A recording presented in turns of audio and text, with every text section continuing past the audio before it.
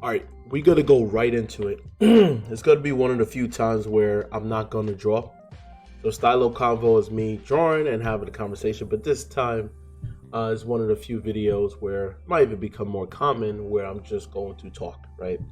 So I want to talk about the whole X-Men 97 that came out recently. And at the time of the recording, there was two episodes. So I'm gonna give you guys my pros and cons of X-Men 97.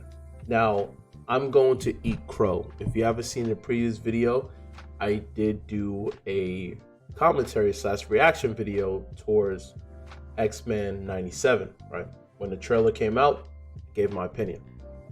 That video, I was drawing Cyclops while talking. And in that video, I was saying that the self-shading of the characters did not look as good as the old original X-Men animation, right? I'm gonna eat crow because I seen recently, because that's the problem about nostalgia, but let me just explain that I'll talk about nostalgia. I look back and I actually seen the way it looked back in the old age, right? Back in the days when I was a kid watching X-Men, the original series. This is definitely up to date. The way the animations look here in this recent Disney Plus show, it looks really good. For some reason, when I was seeing the trailer, it just looked a little unfinished. But when seeing the two episodes, right, back to back, I've grown to appreciate it and I've grown to really, really like it. So I'm going to eat crow on me saying that there's not that much self-shaded. Now, what I meant to say was that back in the days, there was more details towards the shading. However, at the same time, because they try to replicate Jim Lee's artwork in animation, which is insane. That's really hard to do. So there was times even back then where if you freeze some of the frames, they just looked horrible, right? But that's what I was bringing it back home when I was talking about nostalgia. Nostalgia, you always think about the positives, and we emphasize and exaggerate how great and how amazing things was back then, but then we forget about the nuances of the cons, right? Some of the effects that did not look good. Let's just be real. Like, there are certain scenes in the original X-Men where it looked choppy. It just didn't, like, either the animation or the frame rate, which is understandable. It's the 90s, right? Also, the illustrations looked a little, yeah.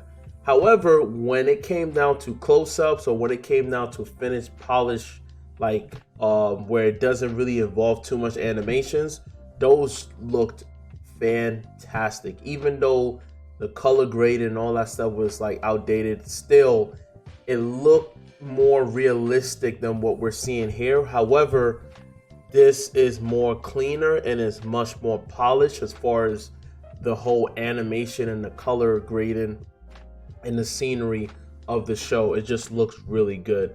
I like the way all the characters look. I like the way Cyclops look. I know Cyclops should be a little bit more brolic, but then again, you also got to consider the fact that back in the days, everybody looked like they was on PEDs, right?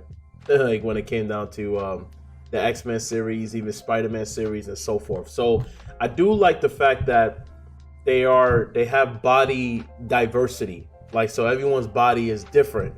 I'm even though I love DC's original when it came down to the Batman animated series and Justice League, how their bodies, I just love the design approach to how it looks. The simplicity of it, to me, is bar none. Like, even to this day, it's still iconic.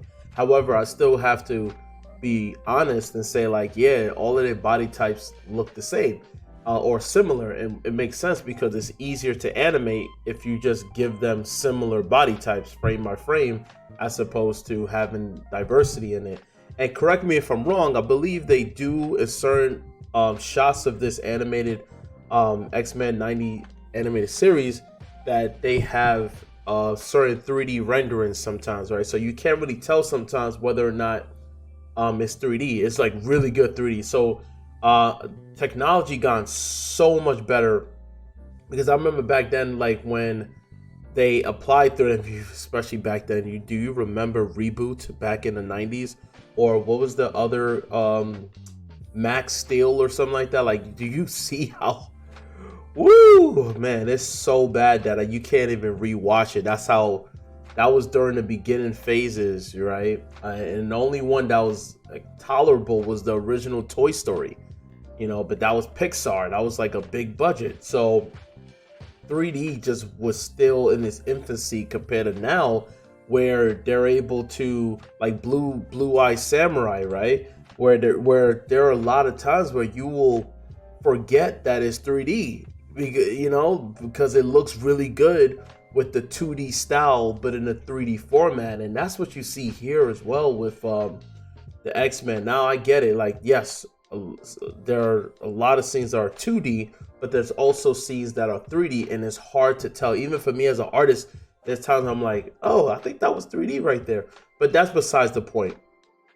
I really liked just the overall look of the show. Gambit looks fantastic. I like what they did with his regular attire instead of his fighting attire. I like how he looks with the crop. And that was risque, but it worked with his style because, he's a very cocky SOB, right? He's a very cocky SOB, and he's one of those type of characters that has a lot of charisma, and he's a ladies' man, so he could get away with wearing something like that.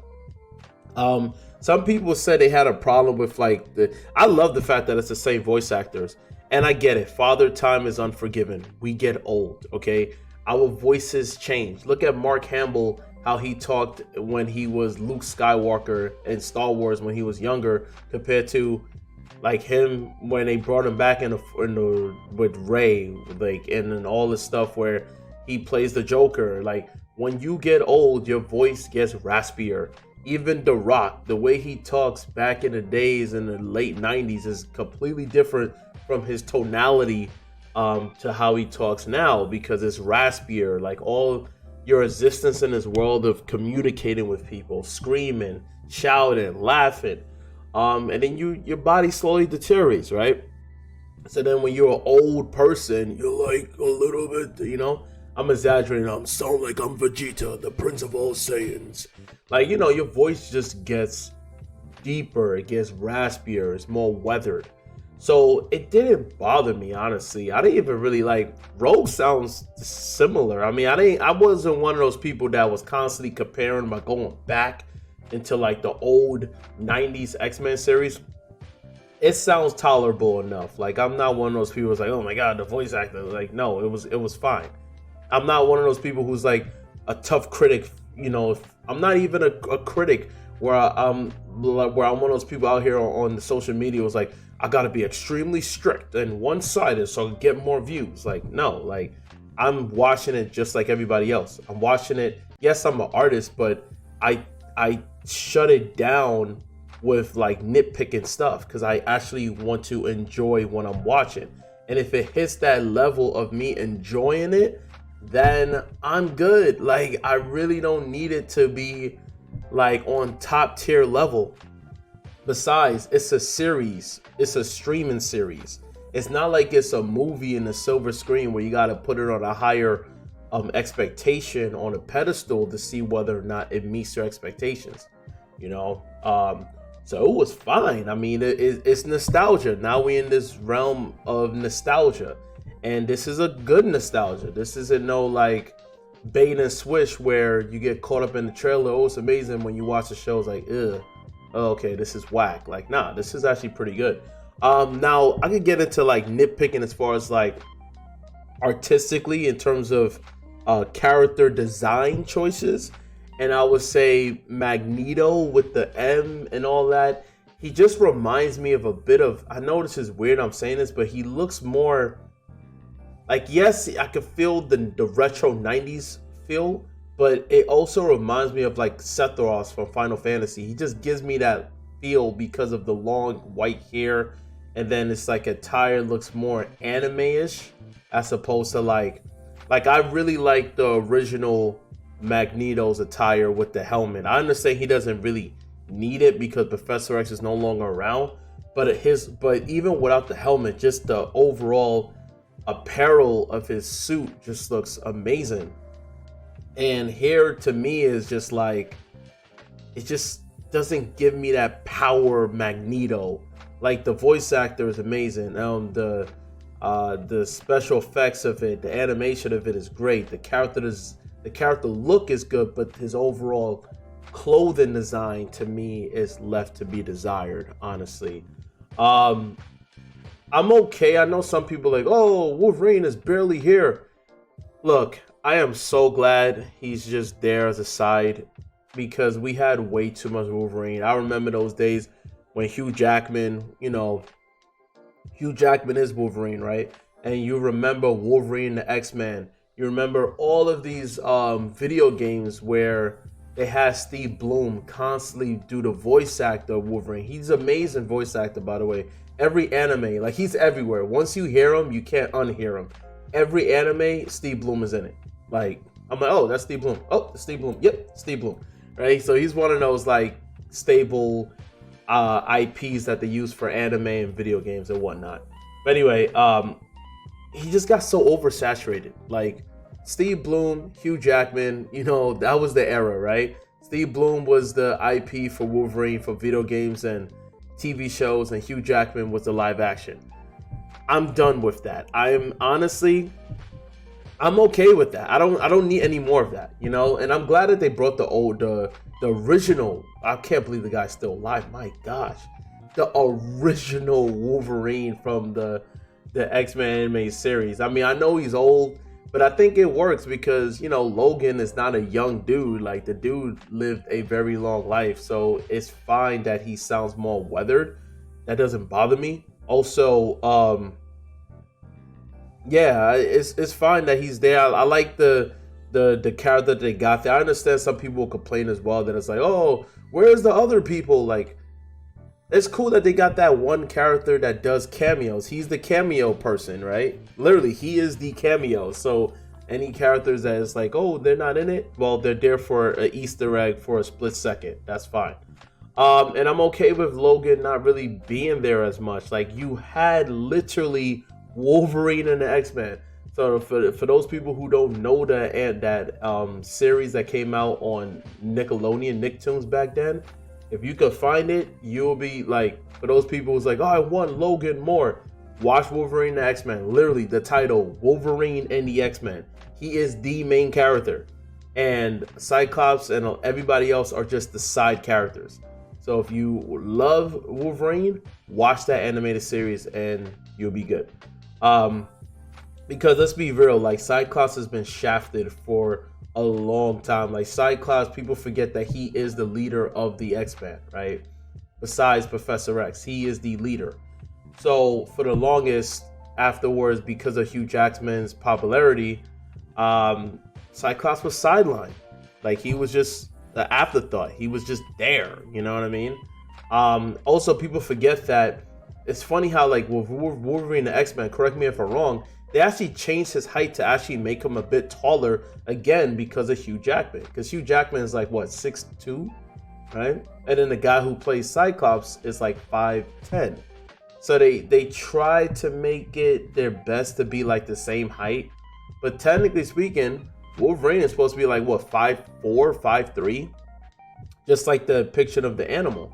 He's not supposed to be big and tall. Like, he's stocky. And Cyclops is supposed to be more like a 6'1", 6'2". That's how it's supposed to be, but I get it, like popularity and all that. So I'm okay. Again, I'm okay with Wolverine being shafted. I do want him to be shown a little bit more because I like the way his character design look. It is to the T of how is similar to how he looked in the original series, so I really like that. What else could I say? Sentinels are Sentinels. It is what it is. Storm's design is fine. I mean, I'm not a big fan of the Mohawk, but at the same time, it's like, it's diversity because let's face it, like her and Rogue had like the 90s. They all had like the same hairstyle, the 90s mullet, right? So, for Rogue to have that makes more sense than Storm. So I'm okay with having Storm have that hairstyle instead of them having the same hairstyle, just different hair color. Oh, speaking of Storm, I'm. This is all spoiler alert. I mean, by now people watched it, right? My God, Storm, they bigged her up, rightfully so.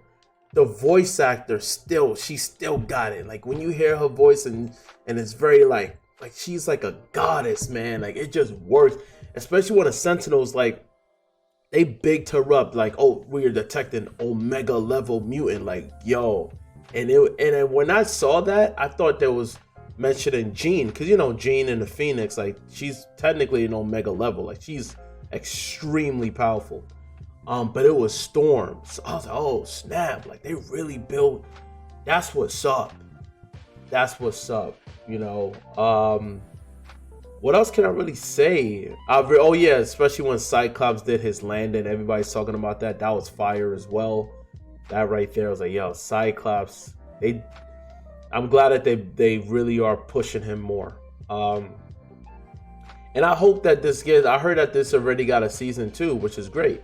I just hope that they don't change it too much to the point where it becomes like, what am I even watching? Like, you was good and now all of a sudden, because that's the problem when it comes down to businesses and when they start to build up and then all good things come to an end, right? And it just starts to change its identity. And now it's like, what is happening here? Like, this is not, you know. So far so good with the first 2 episodes. And yeah, that's pretty much it. Leave your comments down below of anything that I missed or anything that you really like about the show or what you dislike about the show.